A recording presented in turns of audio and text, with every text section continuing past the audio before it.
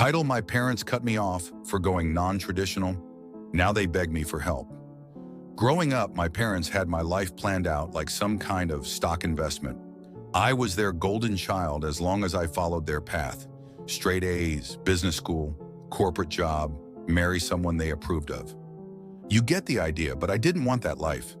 By the time I turned 19, I realized I wanted to go into culinary arts. Cooking had always been my passion, and I got accepted in a really solid culinary school. I was thrilled until I told my parents. Their reaction was nuclear. My mom cried like I told her I was joining a cult.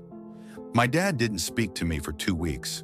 When he finally did, it was to say this: if you throw away your future, don't expect us to fund your failure. And just like that, they cut me off. No more college fund, no car help, nothing.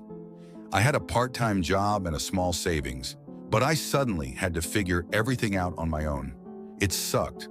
I worked double shifts, shared a shoebox apartment with 2 other students, and basically lived on rice and eggs for 2 years. But I did it. Graduated top of my class, got an apprenticeship under a renowned chef, and slowly climbed the ladder. Fast forward to now. I'm 29, co-owner of a trendy, wildly successful farm-to-table restaurant.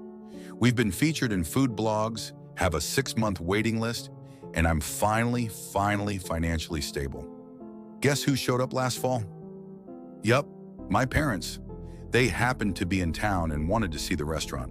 My mom acted like she was so proud. "We always knew you were special." My dad laughed and said, "Well, guess it all worked out, huh?" I kept it polite. I didn't want to start anything in front of customers, but they started coming by more often. Then came the real reason. They needed help. Turns out my dad made some bad investment decisions. They lost most of their savings. My mom's part-time job barely covered groceries, and their mortgage was falling behind.